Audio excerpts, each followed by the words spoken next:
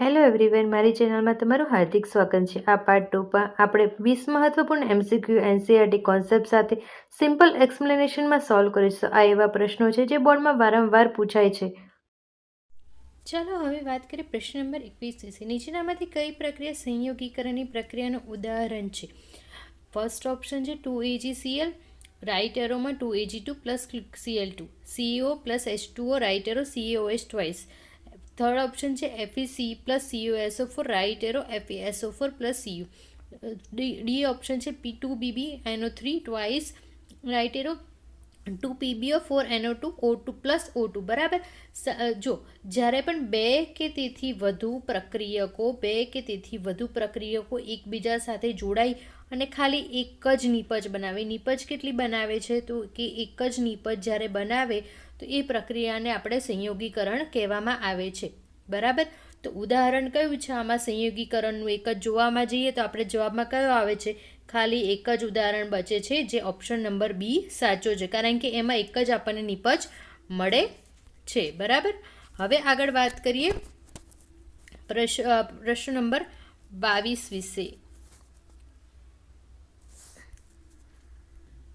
વાત કરીએ પ્રશ્ન નંબર 22 વિશે। તેલ અથવા ચરબીયુક્ત ખોરાકને લાંબો સમય સુધી રાખતા તેની સ્વાદ કે ગંધ બદલાય છે, આ ઘટનાને શું કહેવામાં આવે છે? બરાબર। તો પહેલું ઓપ્શન છે સારણ, બીજું છે ખોરાપણું, ત્રીજું છે વિઘટન, ચોથું છે વિસ્થાપન। જ્યારે તેલ અથવા ચરબીયુક્ત ખોરાક જે છે, બરાબર, એને આપણે લાંબા ટાઈમ સુધી રાખીએ તો એનું ઓક્સિડેશન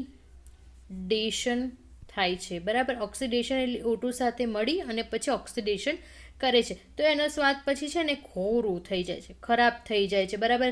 તેલની સ્મેલ, ગંધ, તો એનો સ્વાદ બંનેમાં ફેરફાર આવે છે। બરાબર। એટલે હવે સાચો જવાબ ઓપ્શનમાં આપણે જોઈએ તો શું આવશે? જવાબ ખોરું થઈ જાય છે એટલે જવાબ શું આવશે? ખારાપણું। સાચો જવાબ શું આવશે? બી। બરાબર। હવે આગળ વાત કરીએ પ્રશ્ન નંબર 23 વિશે। બરાબર। જ્યારે પણ ચિપ્સ કે કાતરીના પેકેટમાં ઓક્સિડેશન થતું અટકાવવા માટે કયું વાયુ ભરવામાં આવે છે? બરાબર। તો ઓપ્શન શું છે એમાં? ઓક્સિજન, હાઇડ્રોજન, નાઇટ્રોજન અને ક્લોરિન। ઓક્સિડેશન થતું અટકાવવાનું છે। બરાબર। જ્યારે નાઇટ્રોજન વાયુ અટકાવે છે, નાઇટ્રોજન વાયુ કેમ અટકાવે છે? તો નાઇટ્રોજન વાયુ છે એક એન્ટી ઓક્સિડન્ટ તરીકે એ વર્ક કરે છે, એ કામ કરે છે। એટલા માટે કોઈ પણ પડીકું લઈએ આપણે તો એમાં હવા જે ભરેલી હોય એમાં શું હોય છે? નાઇટ્રોજન। એટલે ઓપ્શન આપણો સી સાચો જવાબ રહેશે। બરાબર। હવે આગળ વાત કરીએ ક્વેશ્ચન નંબર 25 વિશે। લોખંડની વસ્તુઓ પર લાલાશ પડતો કથ્થઈ રંગનો પડ જામવાની ક્રિયાને શું કહેવામાં આવે છે? ઓપ્શન છે સારણ, ઓક્સિડેશન, રિડક્શન કે ખોરાપણું। જ્યારે પણ વાતાવરણમાં રહેલા ભેજ, એસિડની સાથે લોખંડ છે ને પ્રક્રિયા કરે છે। બરાબર। એટલે પછી એને કાટ લાગે છે। હવે કાટ લાગે એને વિજ્ઞાનની ભાષામાં શું કહેવાય? આપણને એને સારણ। એટલે આપણો સાચો જવાબ શું આવશે? એ સારણ કહીશું આપણે। બરાબર। હવે આગળ વાત કરીએ પ્રશ્ન નંબર 25 વિશે। બેરિયમ હાઇડ્રોક્સાઇડ અને એમોનિયમ ક્લોરાઇડના મિશ્રણથી કળશનળીનું ઠંડુ તળિયું કેમ લાગે છે? તે ઉષ્માક્ષેપક છે, તે ઉષ્મા શોષક પ્રક્રિયા છે, તે સંયોગીકરણ છે કે પ્રક્રિયા કરતી નથી? તો એની સમજૂતીમાં જોઈએ તો ઉષ્મા શોષક એનો સાચો જવાબ છે। કેમ? તો કે ઉષ્મા શોષક એટલા માટે જ્યારે આપણું છે એક કસનળીનું તળિયું લઈએ છીએ, બરાબર, તો ઉષ્મા આ શોષે એટલે આજુબાજુનું વાતાવરણ કેવું થશે? ઠંડુ થશે। બરાબર। જ્યારે પણ આપણે બરફનો એક ટુકડો નાખીએ છીએ ગ્લાસમાં બરફનું ટુકડા, તો આજુબાજુની તમે જોશો આજુબાજુ તો ઠંડુ લેયર એક જામી જશે। બરાબર। એટલે આજુબાજુની ઉષ્મા શોષે છે એટલા માટે। એટલે આપણો સાચો જવાબ શું આવશે? ઉષ્મા શોષક પ્રક્રિયા છે। સાચો જવાબ આપણો રહેશે બી। બરાબર। હવે આગળ વાત કરીએ પ્રશ્ન નંબર 7 વિશે। બરાબર। પ્રશ્ન નંબર 7માં શ્યામ અને શ્વેત ફોટોગ્રાફીમાં કયા સંયોજકોનો ઉપયોગ થાય છે? શ્યામ અને શ્વેત, બ્લેક એન્ડ વ્હાઇટ, જે જૂના જમાનામાં પિક્ચરો યુઝ થતા હતા એમાં। બરાબર। જ્યારે એમાં છે ને એક એ વસ્તુ છે AgCl પ્લસ AgBr, બે વસ્તુ વપરાય છે। એ વસ્તુનું તમારે ખાસ જાણવાનું, બંને છે એ સૂર્યપ્રકાશની હાજરીમાં શું કરે છે? સૂર્યપ્રકાશની જ્યારે હાજરી હોય ને એમાં તો એ વિઘટન વિઘટન કરે છે, બરાબર. વિઘટન થવાના કારણે પછી એમાંથી ફોટોગ્રાફીમાં બ્લેક એન્ડ વ્હાઇટ ફોટો આવી જાય છે, બરાબર. તો એનો સાચો જવાબ શું આવશે? બી, ઓપ્શન નંબર સી. એટલે એ અને બી જવાબ બંને સાચા છે, બરાબર. એ વસ્તુ ખાસ કરીને ધ્યાન રાખજો. ટ્વિસ્ટ કરીને પણ આ ક્વેશ્ચન કદાચ પૂછાય તો તમને યાદ હોવું જોઈએ, બરાબર. આગળ વાત કરીએ, કોલસાનું દહન થતું એ કેવા પ્રકારની પ્રક્રિયા છે? કોલસામાં કયું આવે? તો કે CH, બરાબર. કોલસાનું દહન, કાર્બન કોઈ પણ જાતનો જો કોલસો છે, આ કોલસો દહન કરવાની પ્રક્રિયા પૂછ્યું છે. તો આજ મેં સળગાવી દીધો, આ કોલસો હતો, બરાબર, એને મેં સળગાવ્યો.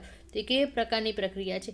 જ્યારે કોઈ પણ કાર્બન પ્લસ ઓક્સિજન જોડાય તો કાર્બન ડાયોક્સાઇડ વાયુ બને છે, બરાબર. તો બરાબર, તેથી તે શું છે? બે વસ્તુ ભેગા મળી અને એક આપણને શું મળી? નિપજ. તો એને શું કહેવાય? સંયોગીકરણની પ્રક્રિયા. ઓપ્શન નંબર એ સાચું. જે આપણે આગળ જોયું આ બીજું ઉદાહરણ હતું, બરાબર. વસ્તુ ધ્યાન રાખજો. હવે જે રાસાયણિક પ્રક્રિયામાં ઓક્સિજન ઉમેરાય તેને શું કહેવામાં આવે? આપણે પાર્ટ 1માં જોયું છે. ઓક્સિજન ઉમેરાય તો એને શું કહીશું? રિડક્શન, ઓક્સિડેશન, વિઘટન કે અવક્ષેપન? તો આપણે એને ઓક્સિડેશન કહીશું, કારણ કે આપણે યાદ રાખ્યું હતું એ જોડીદાર આયા છે જોડે, બરાબર. હવે આગળ વાત કરીએ પ્રશ્ન નંબર 29 વિશે. રાસાયણિક સમીકરણમાં પ્રક્રિયકોને નિપજોની જલીય દ્રાવણ અવસ્થાનો સંકેત કયો વપરાય છે? S, I, G કે AQ?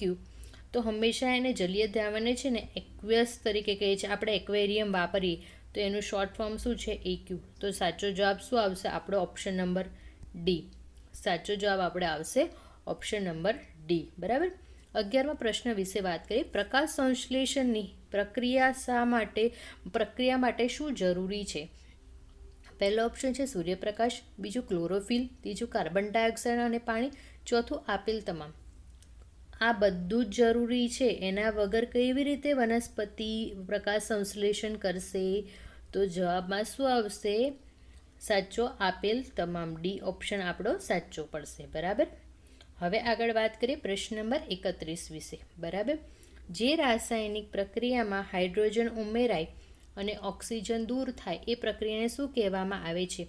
તો ઓક્સિડેશન, રિડક્શન, વિઘટન કે સંયોગીકરણ? હાઇડ્રોજન ઉમેરાય, હાઇડ્રોજન પ્લસ થયો અને ઓક્સિજન શું થયો? રિમૂવ થયો. તો એ તો ઓક્સિડેશન માટે છે. તો રિડક્શન માટે શું આવે? H2 આવે, બરાબર. એટલે શું થાય છે? એનું રિડક્શન થાય છે.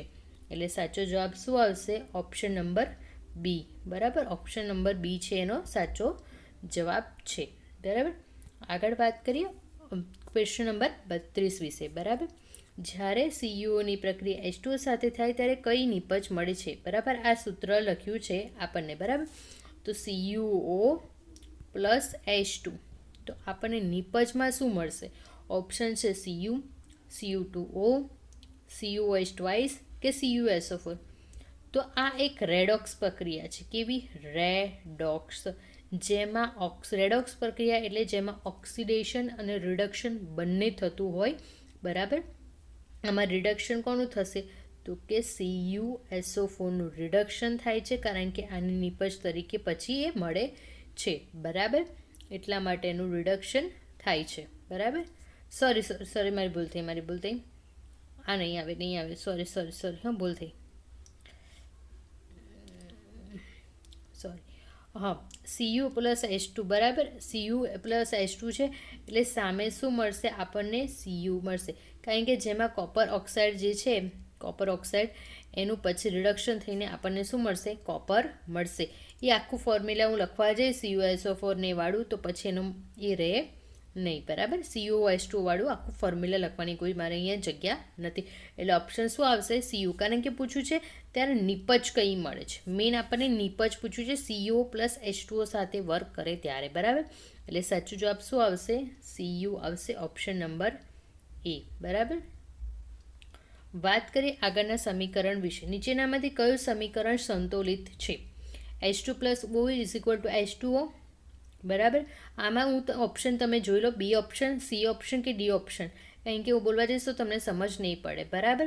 એટલા માટે જવાબ શું આવશે આમાં સાચો? જુઓ, આ સમીકરણમાં બંને બાજુ છે જોવાનું આપણે, આ બધા સમીકરણો આપણને શું જોવામાં તો બરાબર લાગે છે, પરંતુ એ જોવાનું કે આપણે બંને બાજુ અહીંયા બે બે મોલિક્યુલ છે, H2માં તો એક જ મોલિક્યુલ આવે છે, મોલિક્યુલ જોવાનામાં.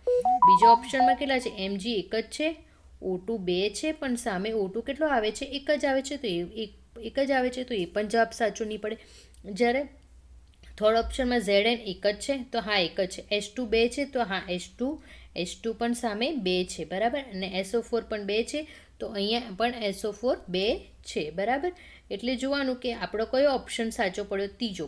આવા કોઈ પણ સમીકરણો આપ્યા હોય તો ખાસ કરીને તમારે શું જોવાના, એના પરમાણુની સંખ્યા જોવાની, બરાબર. પરમાણુની સંખ્યા બંને બાજુ બરાબર છે કે નહીં એ આપણે ખાસ કરીને જોવાની. એટલે આપણો સાચો જવાબ આવ્યો શું, સી, Zn વાળો ઓપ્શન આપણો સાચો છે, બરાબર. હવે આગળ વાત કરીએ પ્રશ્ન નંબર 34 વિશે, બરાબર. લોખંડનું ક્ષારણ થતું અટકાવવા તેના પર કઈ ધાતુનું પડ ચડાવવામાં આવે છે, સોનું, ચાંદી, ઝીંક કે તાંબુ. લોખંડ પર છે ને ઝીંકનું પડ ચડાવવામાં આવે છે. ઝીંક યાદ રાખવાનું, કારણ કે એ પ્રક્રિયાને ગેલ્વેનાઇઝેશન પણ કહેવામાં આવે છે, ગેલ્વેનાઇઝેશન પણ કહેવામાં આવે છે પ્રક્રિયા. લોખંડની ઉપર ઝીંકનું પડ ચડાવવાની પ્રક્રિયાને ગેલ્વેનાઇઝેશન પણ કહેવામાં આવે છે, બરાબર. ઓપ્શન નંબર સી આપણો સાચો પડ્યો, બરાબર. હવે વાત કરીશું આપણે પ્રશ્ન નંબર 35 વિશે. કેલ્શિયમ કાર્બોનેટને ગરમ કરવાથી કયા પદાર્થો મળે છે? ઓપ્શન તમે 4 જોઈ લો, બરાબર. હવે ઓપ્શન નંબર 4માંથી આપણને જવાબ સાચો કયો આવ્યો, તો કે CaCO3. કેલ્શિયમ કાર્બોનેટનું વિઘટન થાય, ઉષ્મીય વિઘટન, બરાબર. તો એમાંથી આપણને શું મળે છે, તો કે કળી ચૂનો. CO એટલે કળી ચૂનો, બરાબર. તો આમાં ઓપ્શન જુઓ, CO પ્લસ CO2 આપણને વાયુ તરીકે મળે છે, બરાબર. તો આપણે ઓપ્શનમાં કયું સાચું પડશે, તો કે ઓપ્શનમાં આપણે જોયું તો બી ઓપ્શન આપણું સાચું પડે છે. એટલે જવાબ શું આવશે આપણો, બી ઓપ્શન. આગળ વાત કરીએ 17માં. નીચેનામાંથી કઈ પ્રક્રિયા દ્વિવિસ્થાપનની પ્રક્રિયા છે? દ્વિવિસ્થાપન એટલે શું, તો કે દ્વિવિસ્થાપનમાં જે પ્રક્રિયાઓની વચ્ચે જે પણ પ્રક્રિયાઓ છે વચ્ચે આયનોની આપલે થતી હોય, આયનો મોલિક્યુલ્સ, બરાબર, આયનોની આપલે થાય એને દ્વિવિસ્થાપનની પ્રક્રિયા કહેવામાં આવે છે. હવે આમાંથી ઓપ્શનમાંથી જોઈએ તો કયામાં આયનોની આપલે થઈ છે, તો કે ઓપ્શન નંબર 1માં દેખાય છે આપણને આયનોની આપલે થઈ છે, એટલે ઓપ્શન નંબર 1. આયનોની આપલે એટલે Na2SO4 પ્લસ BaCl2, આખું બંને એકબીજા સાથે મિક્સ થઈ ગયું. એકનું પહેલાં લઈ લીધું, પહેલાંનું બીજે લઈ લીધું, મતલબ ભેળસેળ, ગુજરાતી ભાષામાં ભેળસેળ થઈ ગઈ, બરાબર. આગળ વાત કરીએ પ્રશ્ન નંબર 37 વિશે. 37માં પ્રશ્ન શું કહે છે, બટાકાના ચિપ્સમાં એન્ટીઓક્સિડન્ટ તરીકેનો શેનો ઉપયોગ થાય છે? આપણે આગળ હમણાં થોડી પહેલાં જોયું, કોઈ પણ ચિપ્સમાં શેનો ઉપયોગ થાય છે, નાઇટ્રોજન. એટલે ઓપ્શન બી નંબર આપણો સાચો રહેશે, બરાબર. રાસાયણિક પ્રક્રિયા દરમિયાન શું બદલાતું નથી, તો કે શું નથી બદલાતું? ઓપ્શન છે રંગ, અવસ્થા, દળ કે તાપમાન. બધું જ બદલાય છે, પરંતુ એનું ખાલી જે છે દળ નથી બદલાતું. એટલે સાચો ઓપ્શન શું આવશે આપણો, સી ઓપ્શન. આગળ વાત કરીએ સિલ્વર ક્લોરાઇડનું વિઘટન કોની હાજરીમાં થાય છે? સિલ્વર ક્લોરાઇડનું વિઘટન આપણે આગળ જોયું એમ એ હંમેશા સૂર્યપ્રકાશ પાર્ટ 1માં આપણે આ સવાલ આવી ગયો તો ટ્વિસ્ટ કરીને ફરી પૂછ્યો છે. સિલ્વર ક્લોરાઇડનું વિઘટન કોની હાજરીમાં થાય, તો સૂર્યપ્રકાશની હાજરીમાં જેનું વિઘટન થાય છે, બરાબર. છેલ્લો અને અંતિમ પ્રશ્ન, એમોનિયા ગેસને બનાવવા માટે હાઇડ્રોજન કયું વાયુ સાથે પ્રક્રિયા કરે છે? ઓક્સિજન, નાઇટ્રોજન, ક્લોરિન કે હિલિયમ. જ્યારે નાઇટ્રોજન વાયુ છે એ હાઇડ્રોજન સાથે જોડાય તો NH3 બનાવે છે, જેને એમોનિયા તરીકે ઓળખવામાં આવે છે, બરાબર. તો એમોનિયા ગેસ બનાવવા હાઇડ્રોજન તો આપણને મળી ગયો, તો પછી કયો બાકી રહ્યો, તો કે નાઇટ્રોજન. એટલે ઓપ્શન નંબર બી આપણો સાચો જવાબ છે. આ પાર્ટ 2 હતો જે પતી ગયો છે. હવે પાર્ટ 2 આવતીકાલે તમને સેન્ડ કરી દઈશ. Thank you. અને પ્લીઝ મારો વિડીયો ગમ્યો હોય તો please subscribe and like my channel. Thank you so much.